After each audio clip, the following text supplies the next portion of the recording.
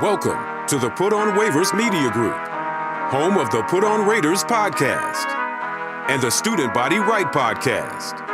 This is your place for the best breakdowns and the best insight for those who fight on and bleed silver and black. Now, here are your hosts, Dwayne Douglas and Ryan Holmes. And welcome, everybody, to the glorious episode of the Put On Raiders podcast. I'm your host, Dwayne Douglas, along with Ryan Holmes, and we are podcasting on the beautiful shores of the Pacific Ocean. Beautiful night out here in Southern California.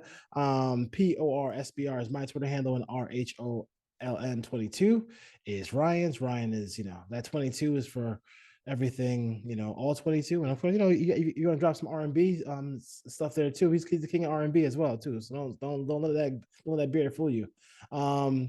So let's go and let's go right to the AFC West real quick. And there was a change to the Chargers after that loss.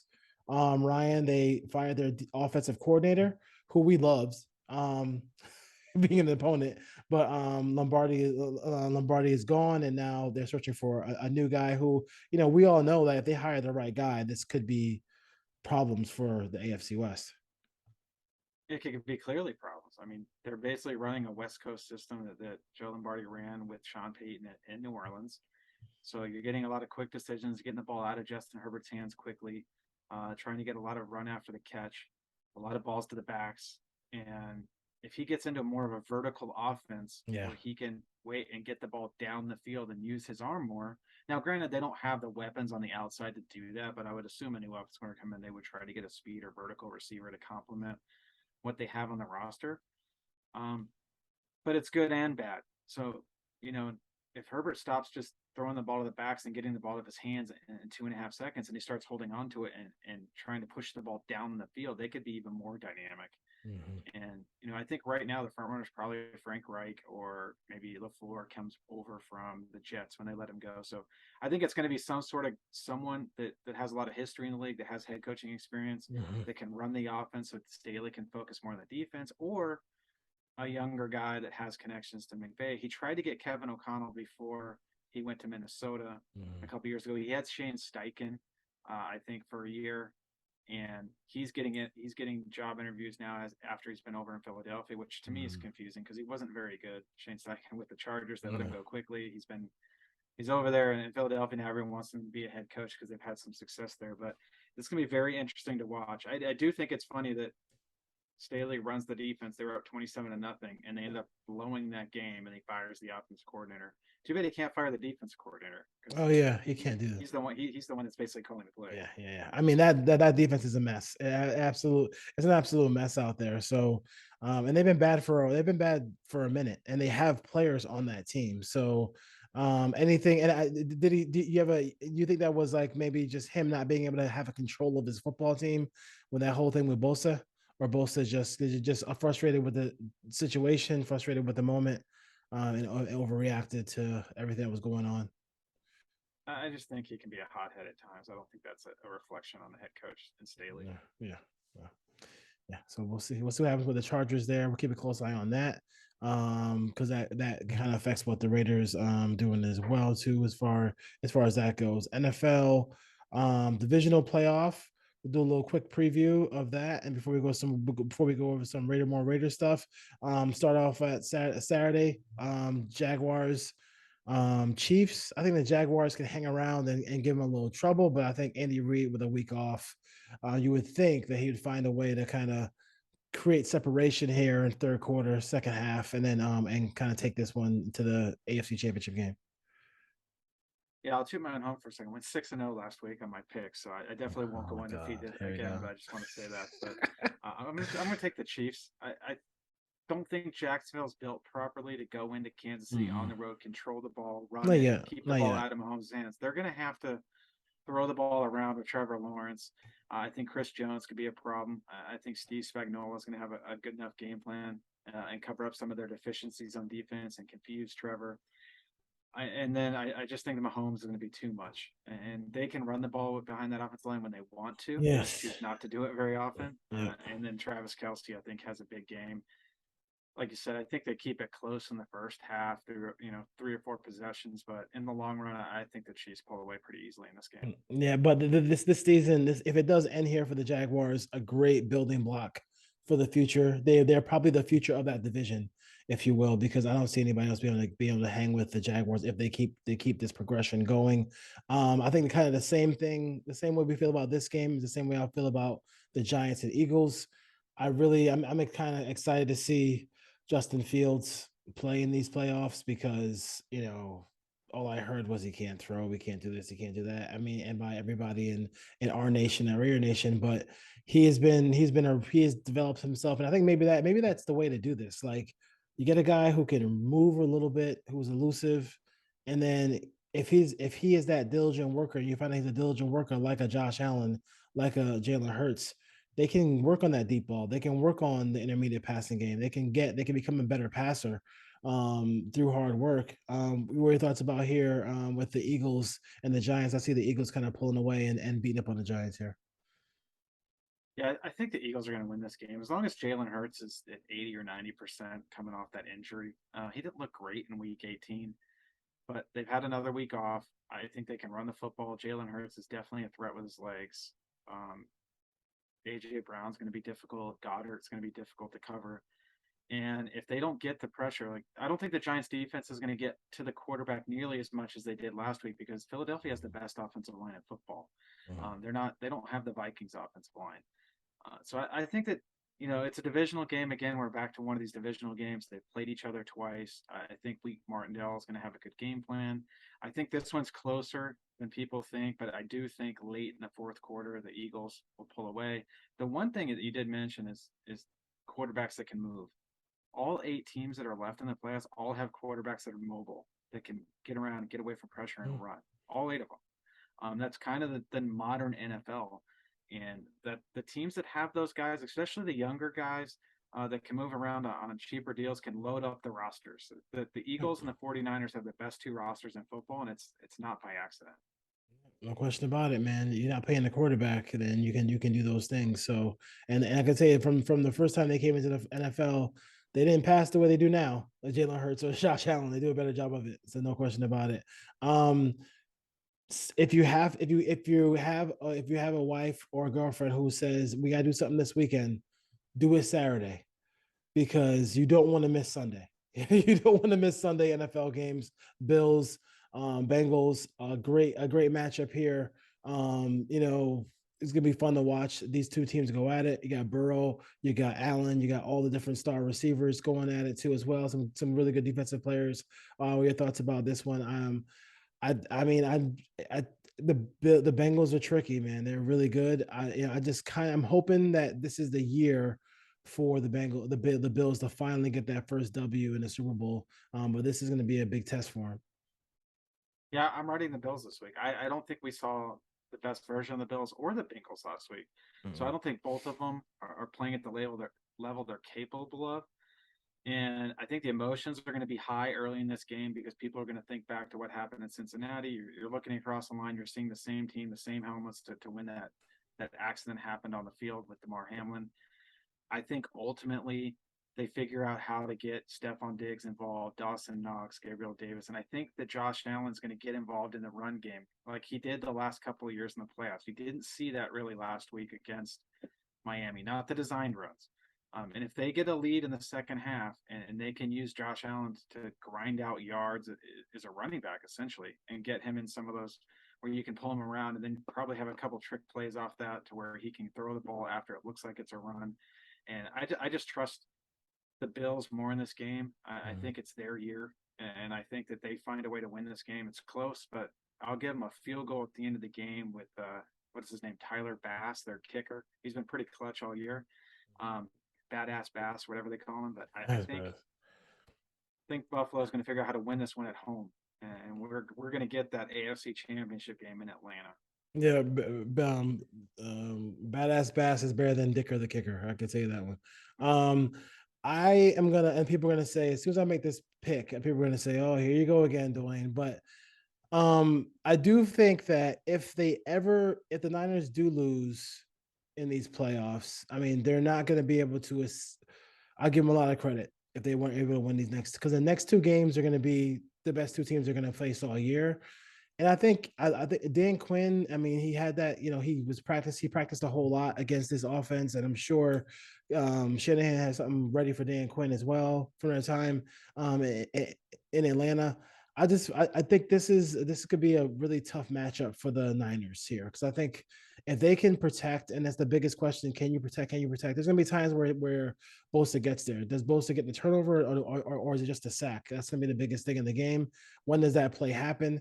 But I do think that they, with Schultz, with all the weapons they have on the outside, Pollard is a very difficult matchup for them as well. I kind of like the Cowboys here to kind of to pull off an upset here and win this game. I don't think if the Niners lose a game, it's not going to be, they're so deep, they're so good. It's going to be like on a field goal game with, hopefully for them, actually for Dallas might not be a field goal because the kicker was terrible last week. But I do think that they have a really list of more than a puncher's chance to win this game. I think it's 60-40 Niners, but I think that 40 is strong for the Cowboys. The Cowboys can win this game. I think it would be really a shot to McCarthy and his whole regime if they got blown out in this game. But I do think they're gonna stand tough in this game and be in here to the fourth quarter. Yeah, the 49ers don't match up very well with the Cowboys. The Cowboys have a matchup advantage here where they have the ball, and that's tough to say because the 49ers have the best defense in football, but to beat the 49ers, you have to throw the ball outside the numbers and work vertically, and that's what Dallas can do with CeeDee Lamb, Michael Gallup. Now you're seeing T.Y. Hilton getting involved, Dallas Schultz running down the seam, so I am concerned about the offensive line, especially at left tackle. If Tyler Smith's going to play as a rookie, Jason Peters started there, went out with an injury last week. They can run the football with Tony Pollard. They can get Pollard involved in the screen game. So there's a lot to defend when you're playing the Cowboys. If Dak Prescott can avoid throwing, interceptions and a pick six, they're going to be in this game to the very end. Mm-hmm. My concern when you flip it around to the other side is how do they match up with Christian McCaffrey? You can put Diggs on Deebo Samuel and hope that you can limit him, but then they don't really have another corner on that team. So Brandon Ayuk's going to win whoever he's across from. They don't really have linebackers. They're great in coverage. Who's going to cover Kittle? And you get all these crossing routes in the misdirection. But they do have Micah Parsons, who can wreck any game plan. Yes, he's good. I would expect them to line him up across from Mike McGlinchey quite a bit and try to get after the quarterback. I don't think he's going to be rushing against Trent Williams very much. But the Cowboys have to stop the run here, and that's something they have not been good at. Yeah. So if they can get the run game established, it's going to be really tough for this defense. If Dallas can get a lead, and then they can just come after Brock Purdy with Micah Parsons and that defensive line, with Armstrong, I believe his name is, at 8.5 sacks, then Lawrence on the other side, they're going to be tough to deal with. Now, the question is, whoever jumps out to a lead here is going to have a command in this game because they're going to dictate how it's played. So I think the first quarter in this game is going to determine it. I could easily see the Cowboys winning this game. I'm going to lean towards the 49ers because they're at home, and I just think the run game at the end of the day is going to wear down Dallas. But we do have Jonathan Hankins, who's back and played well last week, so you never know. Had a stuff inside, but had a sack. I just think not having that viable, cornerback opposite Diggs, not having a linebacker or really a safety that can match up against Christian McCaffrey or Kittle is going to be what ultimately decides this game. But whatever this line is, I would take the Cowboys and whatever points they're giving you and hope that they cover if they lose. But I could easily see Dallas winning this game. It's going to be close. I'm going to say San Francisco by a field goal. Yeah, should be fun. Should be a fun game. I mean, but Sunday's games are going to be one you don't want to miss as far as that goes. So, Sports Illustrated mock draft. The Raiders are at 7, so I'll give you the mock draft, right? The first 7. So they have the Colts trading up to 1 to get Bryce Young. They got CJ Stroud going to the Texans. They got Will Anderson going to the Cardinals. It sounds like Brian Flores is a strong candidate out there, so we'll see if that goes through. Jalen Carter of Georgia going to the Bears. Tyree Wilson going to the Seahawks. 6 is going to be the Panthers. Panthers going to get trading to get Anthony Richardson, and then the Raiders. They had Raiders drafting Will Levis from Kentucky. I can't answer that question until after free agency because I know, if they go get Tom Brady or they go get a veteran quarterback, they I don't paused think they're that. driving. They I paused don't that, think they're right? taking a yeah. I don't think they're taking a quarterback. I would like. I would definitely want. Like we talked about this with the Falcons 2 years ago when Justin Fields was on the board. Like Oh if yeah, you're yeah, in yeah. striking range of the top 5, 6, 7 picks to get a quarterback, you have to do it because you don't know the next time that the Raiders will be picking this high. Yeah.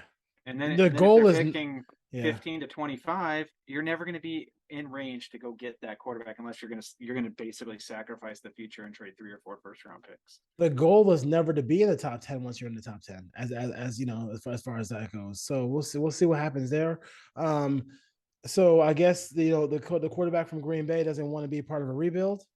I guess he said that on his good friend his good friend show today. What are your thoughts about? I mean, I know first thing happens, everybody's gonna say Raiders, Raiders, Raiders, but I mean, I feel like I don't want to kick the can down the street anymore. I just feel like just let's, if we can get a free agent quarterback, whether it's Jimmy G um or Tom Brady, draft a quarterback, and then just like let's just keep this draft capital and just get some depth and some cheap labor on this team because they don't have any of that, Ryan. Aaron Rodgers is going. He's either going to play for the Cowboys, or I'm sorry, he's going to play for the Packers or retire. Yeah, I just don't see. I don't see him playing. he's all He talk. basically he said he doesn't want to be part of a rebuild, but he said I will be part of a reload. He did mention that, so that's kind of, he didn't want to use the rebuild talk. I think it's weird dynamic here because if you do sign Tom Brady, it's for 1 year, and you would love to take a quarterback at 7, but Tom Brady is going to be sitting there looking at Dave Ziegler and Josh McDaniels saying, "Draft me the best corner, draft me an offensive lineman, draft me a pass rusher." He's not going to want to Yeah. sit there and teach a young quarterback in the last year of his NFL career. Um, maybe they have. Maybe that front office does have the huevos to do it and say, "Sorry, Tom, but we're going to build behind you." I don't know if they'd be willing to do that, but maybe we'd see. I think it's early in the process, but Christian Gonzalez, the corner I texted you today, Yeah, I need to watch some I tape was on him. just gonna ask you about that kid. He's 6'2", 200 pounds. He's going to run in the low 4.3s, and he moves like he's like 5'10", 180. It's phenomenal the type of athlete this guy is. Now he hasn't had a ton of ball production. He had 4 interceptions this year, but in 2 years at Colorado, he didn't have any interceptions, I don't believe. But just watching the way he moves and watching him play press man and watching how physical he is as a tackler and just watching him play off coverage and zone. The one thing, the issue from what I've seen on him is going to be play strength. He's 6'2", 200, but he's pretty lean. And it seems like some wide receivers in college were able to get physical with him down the field and kind of knock him off some spots. That's something that he'd have to get better at. But if that's the only knock, that he just needs to get stronger, that's pretty good. I mean, just watching him run around, I'm not going to call him Patrick Surtain, but he's kind of that size with those kind of movement skills. Yeah. You just don't find those guys. It's funny. I know people like Joey Porter Jr. Yeah. Porter Jr. scares me in that he is pretty athletic, but he's high waisted. It takes him a couple steps to change directions. He's great in a straight line, but his hips are a little tight, and he's very handsy. Like whenever you watch him run down the field receiver, he's got his hands all over everyone. And in the NFL, especially playing for the Raiders, those are gonna be penalties every time. Like he can't use that technique in the NFL, especially not silver and black. Yeah, and people also talk to me about Clark Phillips. And listen, I saw Clark Phillips a whole lot last year against Jordan Addison, and obviously in the championship game they allowed the bear hug 15 yards on the field. That they won't allow that in the NFL. I mean, he's a good corner. I don't think he's a top notch corner. I think, but I like the size. I mean, when you get a cornerback who's 6'2", that's always nice to have a guy who can kind of contest with those jump balls as well too. So you have that as well. Anybody else who kind of you looked at? Cam Smith. Cam Smith from Like South right Carolina. now, if I was taking a corner, it would be either Gonzalez or Smith. Those are my two guys. Smith is more physical, really loose hips. He can run. He's got good size. He's more in the 6 foot, like 190 range. But really good tackler, good ball skills. He's a guy that's intriguing, that's played all over the secondary. I'm not a big Ringo guy at this point, just based on the briefs I've looked at him. I think there's some issues with Porter. You'd have to be playing a certain scheme, I would think, more cover three, where he's playing either cover one or cover three and working vertically down the field. When he has to change directions, you don't want him playing man coverage running across the field with receivers. That's just not what he's going to be good at. And starting and stopping, he's kind of like that high hip guy, not like Namdi Asma, but more, maybe some Cromartie, Antonio Cromartie type corner. Ringo, like I said, to me, he's more of a late first rounder. I wouldn't take him in the top 10, kind of where the Raiders are at. I think the only two I would consider there are right now, and this could all change when these guys test and they go to the combine, but there's rumors that Gonzalez is going to run 4.2s, 4.3s. He's going to have a 40-plus vertical. He was over 23 miles an hour this year, running with the chip in his shoulder pads, which is elite speed. Yeah, that's Henry Ruggs' speed, and he's playing crazy. cornerback. So he's going to have to work on some technique and get stronger, but you just don't find those kind of guys. No, that's a dime. I was looking at some of the wide receivers. Obviously, I'm backtracking and watching all the USC stuff, and I do think Jordan Addison is he's very if you want to see his favorite player is Calvin Ridley, and I think he is going to be a lot like Calvin Ridley. We're very going to be uber productive in this in the National Football League. Just has that great build, strides, in and out of breaks. Really just a professional wide receiver and in a college body. And then the guy who I really like too as well, I love speed, and that speed receiver from North Carolina I talked about on the previous podcast, Josh Downs. I mean, maybe not. I mean, that would be a guy who I think if the Raiders did want to go speedy receiver, young guy, he's really productive and he can burn. He's out of here. So just being able to have that guy who can kind of get down the field can help the Raiders do some things underneath as far as that goes. Any other NFL or draft stuff? If the Raiders take a wide receiver in the second round, I'm not going to be happy. They need to build. They're not taking a receiver in the top 2 or 3 rounds. I just don't see it. They're not taking a second round. They're not. I mean, if you get Brady, I mean, I'm thinking that you might. I mean, you got to just I almost we were joking about. And I was in Twitter Space the other day, and they were joking around, just saying wouldn't it be nice to just have an all defensive draft? Just go all I mean, they need as much defensive help as they possibly could. Obviously, they still need some guard help. They need some other places, little spots here and there in offense. But defense is where the Raiders have to go. I mean, there's not even a question about it. Max Crosby needs help. Everybody needs help. Who knows who the starting linebackers on this team next year is going to be Perryman? Do they really believe in Divine Diablo like that? I mean, do you believe in Divine Diablo? Not in space, right? Not to say he's my linebacker one and he's going to play 100% of downs. Exactly. No, not yet. So there's a lot. There's really a lot to go over as far as that goes. So we'll see. A defensive draft that will. The Raiders. There are some quarterbacks in this draft, and we'll see. I just for me, I just feel like Levis is going to get. I didn't realize Levis was from my old stopping grounds in Connecticut. He was born there, but I just feel like he's gonna blow up the combine, blow up the pro day, and then just get catapulted for some. I just have that feeling. I have that feeling that's gonna happen to him, but we'll see as far as that goes. I'm trying to get some all 22 of him because he has some questionable performances. I just want to look at to see if I could see what he was seeing. As far as that goes. Last thing with Raiders. I would add that when you're looking at quarterbacks, the flip side of it is the quarterbacks that play on the uber talented college teams, the Miamis of the 2000s, you think of Ken Dorsey and those kind of guys, USC around that time frame, when you think of Sanchez and Liner and Barkley and all these guys, a lot of times those guys don't pan out because they're playing with first rounders all over the field. They have the best wide receivers. They have the best offensive linemen. It's the guys that have lesser talent around them that elevate their programs. Now, Will Levis didn't really levitate Kentucky. When you start thinking about the Ben Roethlisberger, Miami of Ohio, Eli Manning at Ole Miss when they were bad, you just start going through the drafts and seeing which quarterbacks turn into really good pros. a lot of them didn't play at the Alabamas or the Georgias of the world. Mhm. They played at programs where they were the best guy, and they had to go out and compete with inferior talent against better teams and raise the level of play of those teammates. Is Will Levis that guy? I don't know. He has the size, the speed. Apparently, he has the intangibles from everything to read. Mhm. I'm not sold on the arm stroke. I think it's just going to be a rocket launcher where he's not going to be able to take the ball off, feather it in there. He's not going to be able to get the ball up and down over linebackers consistently. Mhm. So you'd have to scheme around that. But if you want to watch a pro day, he's going to put on a show. Yeah, no question about it.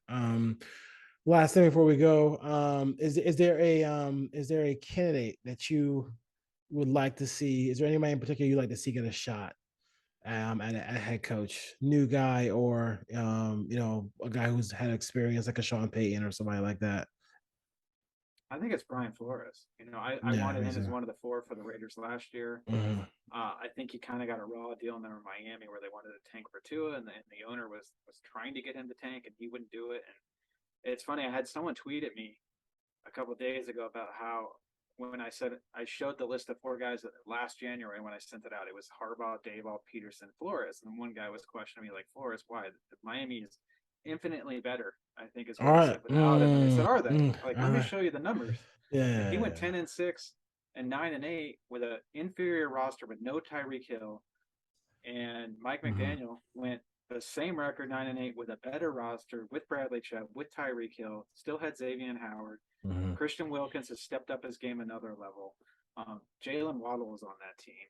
He's not a rookie; he's a second-year guy. So that's not really an argument. Brian Flores won with not a lot of talent around him.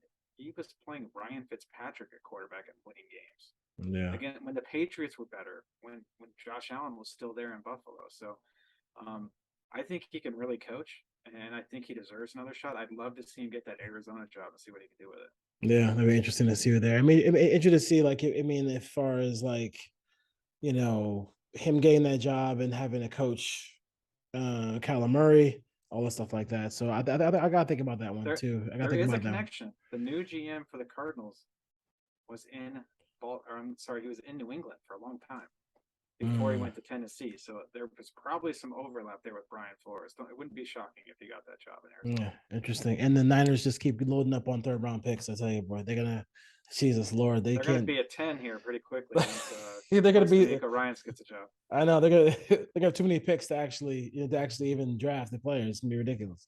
All right, Raider Nation. Thank you for joining us here on the Put On Raiders podcast.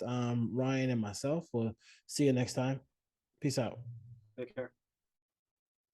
Raider fans, Trojan fans, thank you for watching and supporting the channel. Click all the little things around us, and you can see more shows from the Student Body Right USC podcast and the Put On Raiders podcast. Fight on. See you, Raider Nation.